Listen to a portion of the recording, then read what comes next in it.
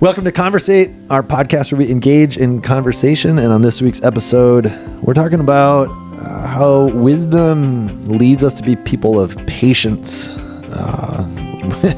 If you're listening to this, you know the reality that we live in an impatient society, and we are most often impatient people. Whether that be waiting in line at the grocery store or rushing around in traffic, or even greater things, being impatient with God to act according to his promises. But we're going to look at God's word today and hopefully grow in wisdom and in deepening relationship with him in order that he can deepen our patience in our relationship with him and in our relationship with others. As always, our goal is that you take something you hear from this conversation and start another conversation with somebody else. As always, we hope you enjoy this conversation. I don't know what you know. Who are these people? I don't know John Bellion, but I know Ethan and Heman. Hey-o. Is that what He-Man would say? Was he part of the Thundercats? I don't know anything about Heman. Was that actually your toy? No. Google image? Yeah. Sorry. Unbelievable. No, I figured as much. He-Man was mostly my brother's toy. Yeah? I didn't really play with him that much. Oh. Well, there you go. He was around, for sure. But I was more into the G.I. Joe.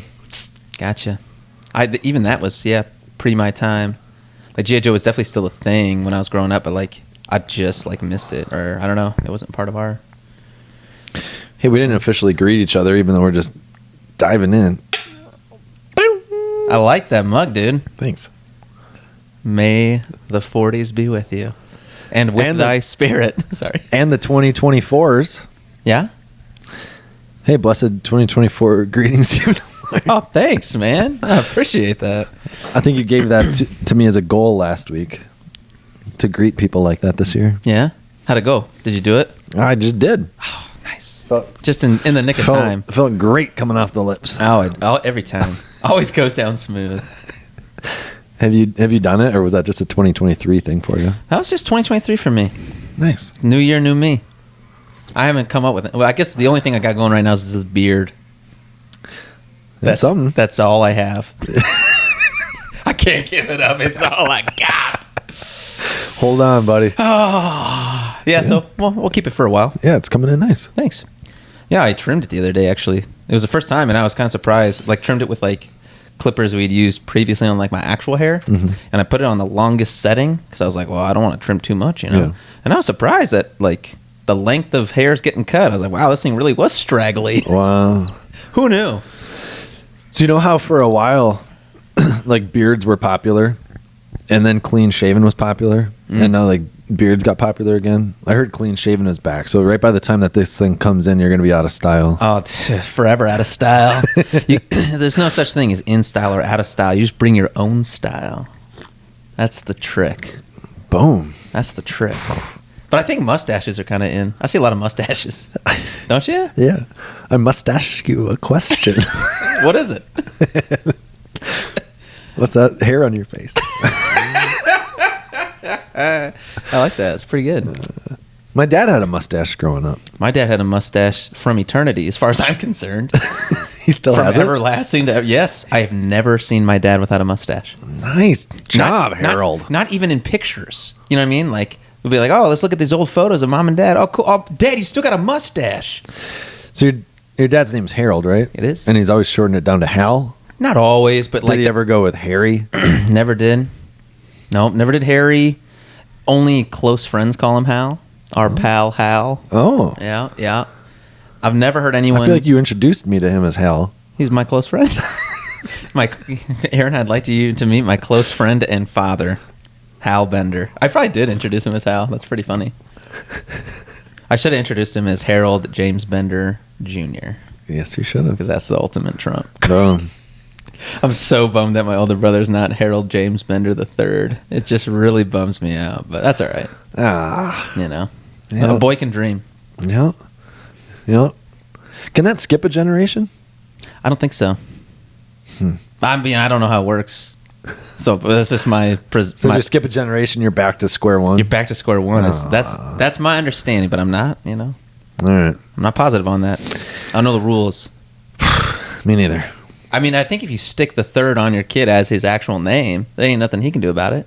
Yeah, it's on the birth certificate. Exactly. Kid. Like, wait a minute, you're named this? No, but I'm naming my child the third. Yeah. You know? Yeah. They can't stop you. That's called doing your own Can't style. stop it. That's right. See? Be not Down conform. with the government. Sure. Whatever agency is in control of our names. Like He-Man. Yeah, there's a name for you. There's a name for you. He-Man. It's You funny. know, it's probably not how you say it. Every time, like you said it, I've said it. I've been like, that's probably not even close, but I don't care. It's too good. I know.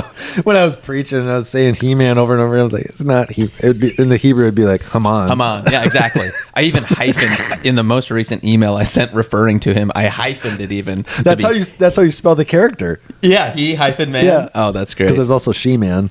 No kidding. In the same show? I think so. That seems odd. I saw it referenced somewhere. I didn't Babylon B. I didn't do a deep Google. Babylon B is my guess. Anyways, yeah, He-Man or Haman, if you prefer, and Ethan. Yeah, tell me about these, dude. Ezrahites. Yeah. I don't know anything about the Ezrahites. Honestly, I don't either. I didn't. That's why I didn't talk about it. I was curious. I was wondering if you had done like I didn't go that direction in my preparation this week. Yeah. And it's the kind of thing. I mean, in general, like I found out some background information on different people groups and stuff, and it's like it sort of tickles a curiosity for me, Right. but it doesn't necessarily do anything for anybody. Well, I don't think. I'm sure there's somebody named Ezra and he's in that family. Right. Yeah. But it wouldn't be Ezra who is in the book of the Bible of Ezra because this is before that. So. Right. So someplace, there's an Ezra, and he was the leader of his clan, and they went by the Ezra Heights. Yeah, I mean, it's just like there are lots of those groups mentioned in the Bible. Oh, I mean, even the 12 tribes of Israel. Right. You go back far enough; those were 12 people. Right. Yeah, those were Joseph's brothers. Right. And then Joseph. It's funny. There's like no tribe of Joseph, but two tribes. I'm trying to remember this. His kids are Ephraim and Manasseh. Yeah, I think so. Yeah, and I think that's the tribes get named after him. After Those Joseph's do get children. named. Yeah. Mm-hmm. Yeah. Which is just a little interesting. Yeah. A little unusual. But again, this is deep biblical lore that you may or may not care anything at all about.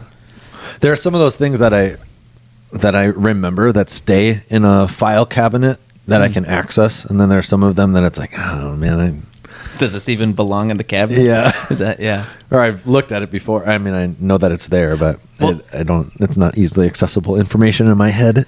I do think it's kind of neat because it's one of those things that, if you think about it, it's not that weird. We do the same thing still today, right? Like a person discovers a place, or a person is a prominent figure in an area, and the town is named after him. Well, yeah. Well, it's even like if you go to Calumet and you talk to somebody, you're like, oh, you live in Calumet? And they're like, no, I live in Bumbletown. I'm like, oh, gee. Okay. Because I live in Red Jacket.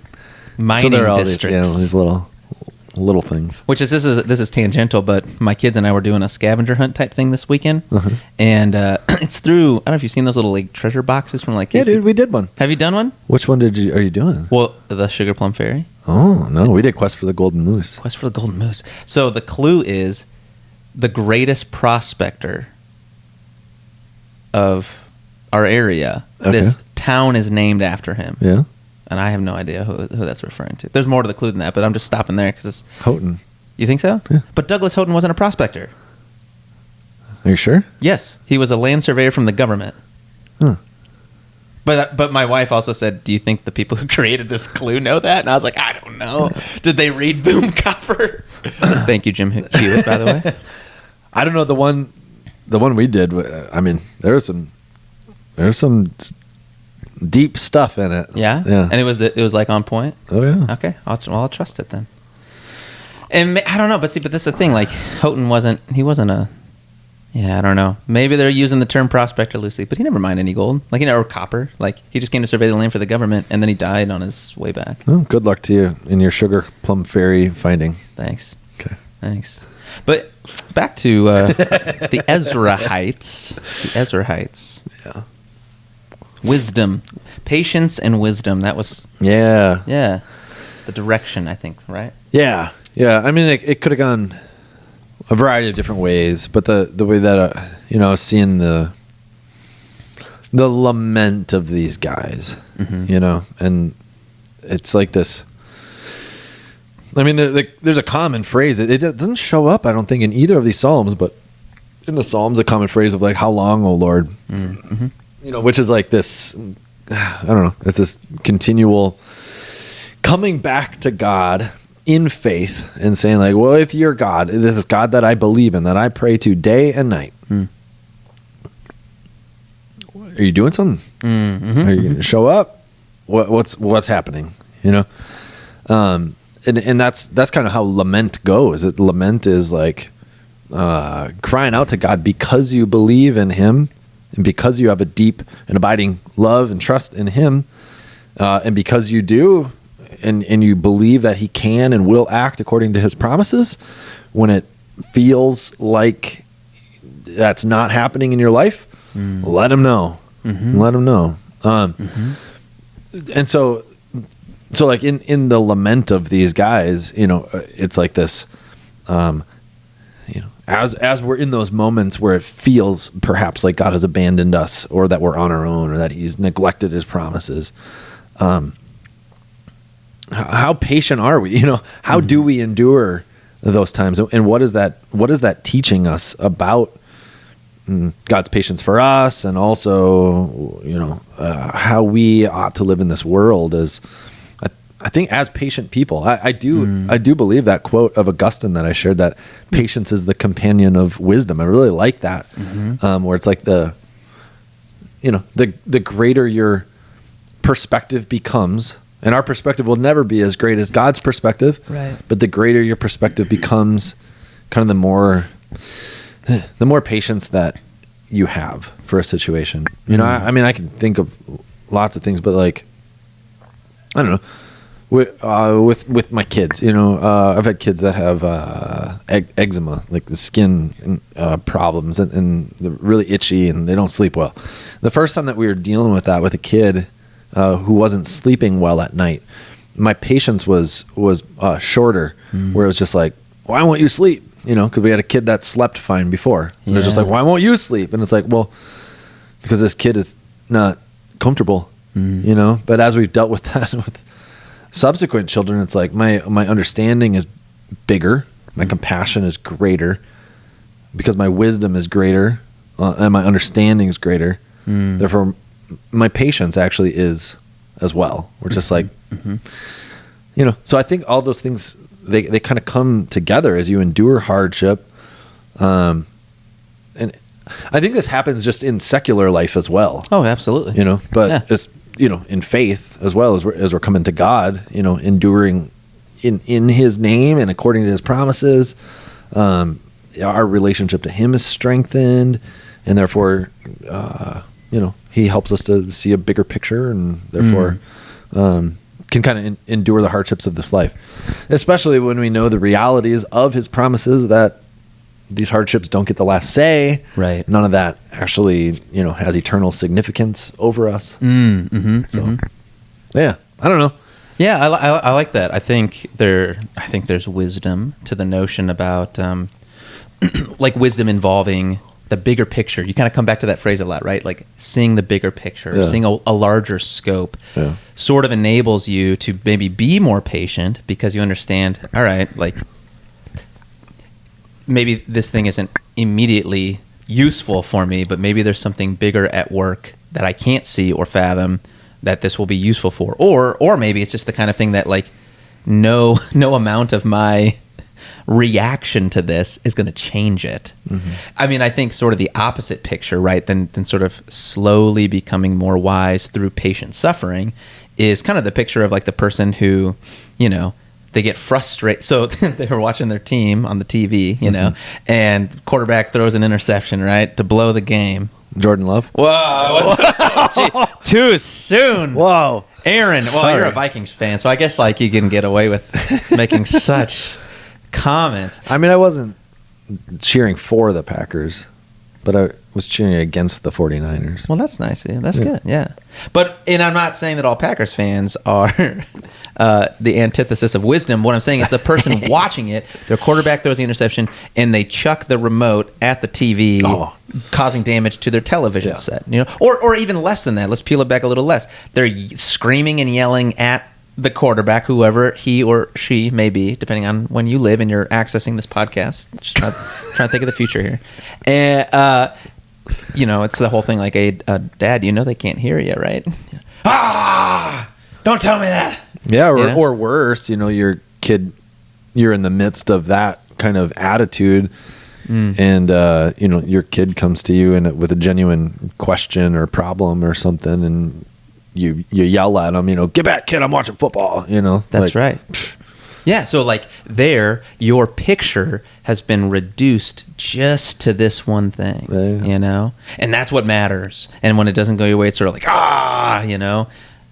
But wisdom and part of patience is like, okay, so you endure the suffering, And I guess that's a tough example because there's kind of nothing you can do about it either way, Like, I mean, short of trying out for the team and becoming the quarterback yourself and doing a better job, which is probably far-fetched.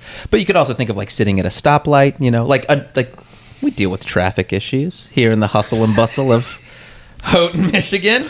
Yeah.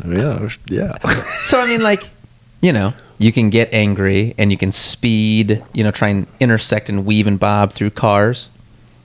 And maybe in the short term, that helps you get to a place a minute and a half faster. Yeah.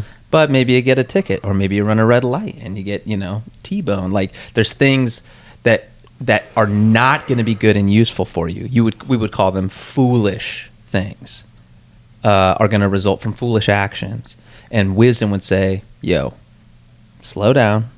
Like, yes, this is frustrating. Yes, this is difficult. But don't let the challenge of the situation drive, like push you emotionally to foolish action. Mm-hmm. I mean, that seems to be what this idea of wisdom you're sort of sharing with us. It's like this sort of slowed down, larger perspective that says, I'm not going to let this sort of drive my actions in a negative way. But if I'm following Heman and Ethan, what am I going to do? I can do something, and they're posturing it for me. I can vocalize this difficulty to someone who actually, if anyone's got influence over whatever situation I'm dealing with, they do. God does, right? And honestly, I remember talking to a widow one time, and she was having a hard time dealing with her grief because she wasn't being allowed by her circle of influence of friends to actually grieve the death of her husband. Most of the other, I think they were mostly women in her life, were telling her things like, well, you gotta, by this point you need to move on. Like you gotta get yourself involved in this activity and these things to keep your mind off of it and get busy and all this stuff. And she was just having a hard time with that. And I said, well, have you ever expressed that frustration to God? She's like, no, I can't. Well, I can't do that, And I think people were telling her like she isn't allowed to do that. So she kind of had the picture of faith being like, well, I just have to accept whatever's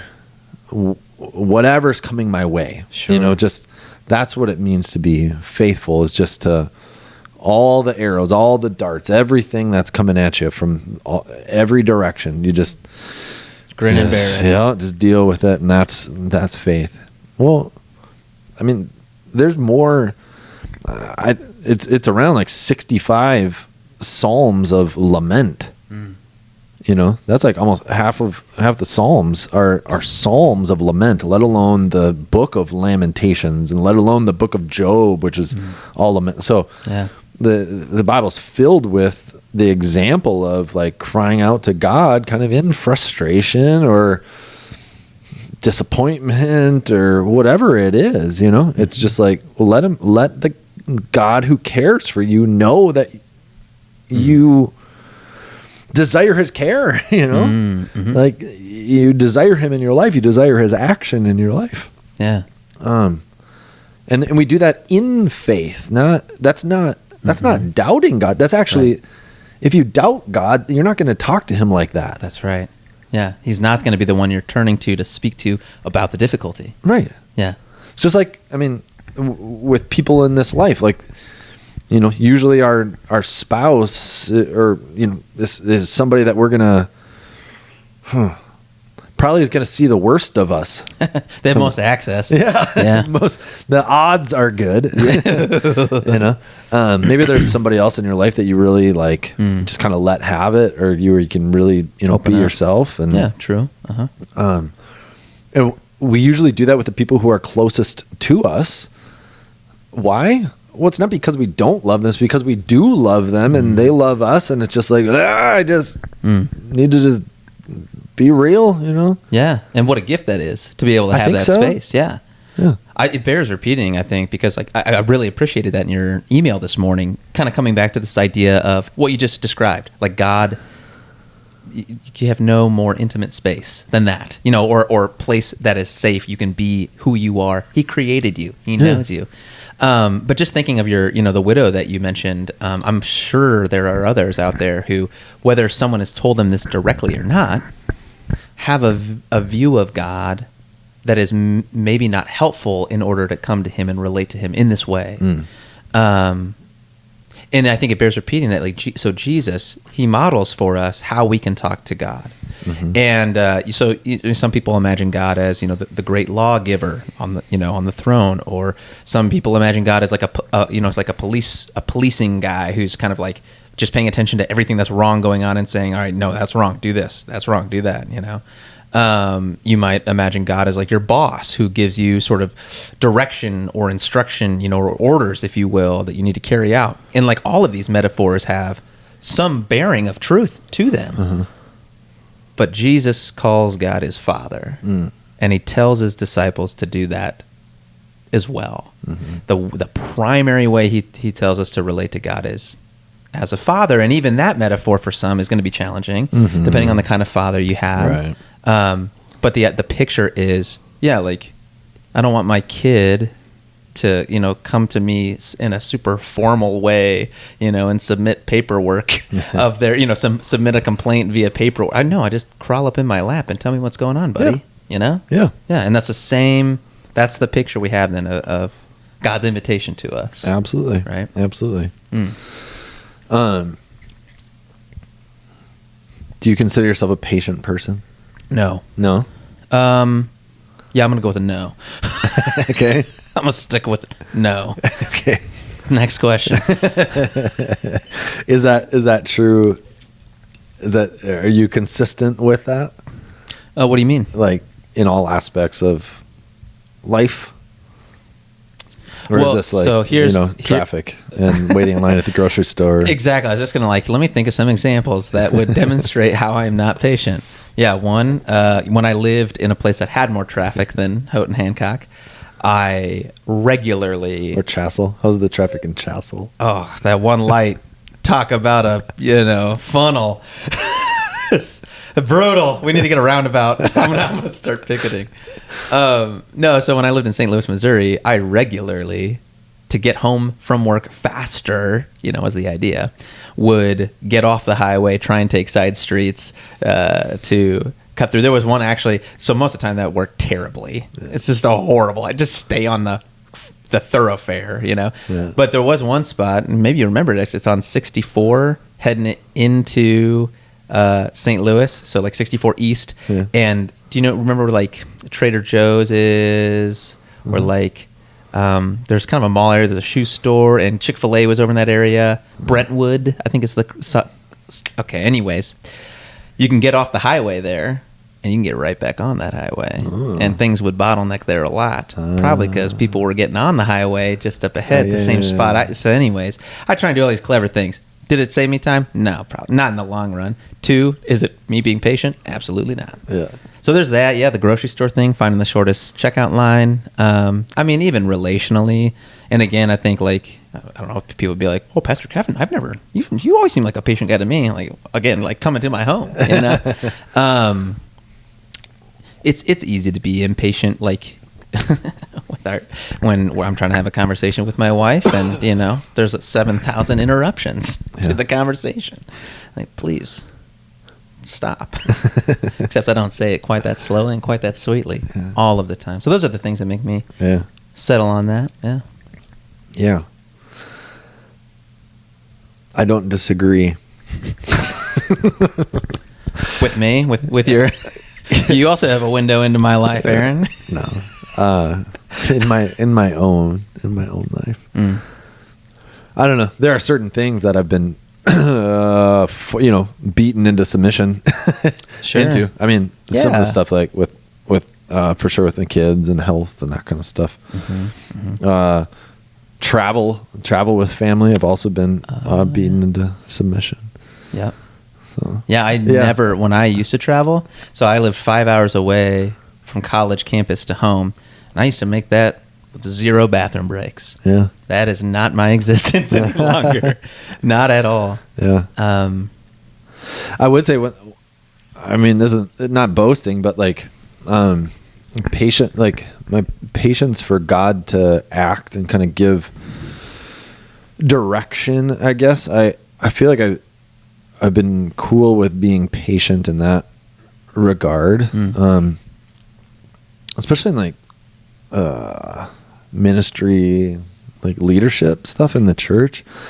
I don't know. I have a lot of like colleagues, I guess, in ministry, that are pastors and stuff, and there's some people who are like very like driver ambitious, like gotta get this thing done and that thing and do this project and start that ministry and grow this thing and do all this stuff, and I don't know. I look at that kind of style and I'm like, I don't know.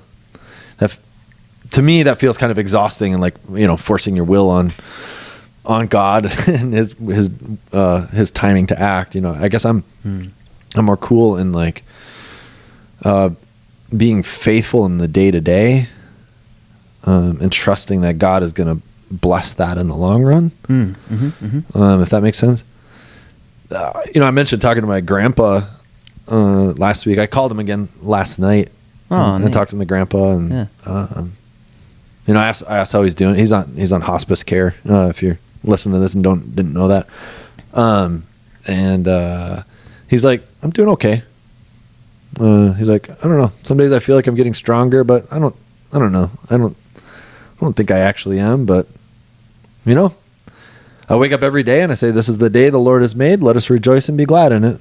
And it's, and I said kind of in return, and I said, and I hope that's the way that you go to bed also, and I was like, Grandpa, and I appreciate that perspective, because it's like, I think in the grand scheme of things, that's really how we ought to live every day of our lives. Where it's like, I don't know, like this is a good day that God has given to me to be alive. Cool. How can I be faithful today?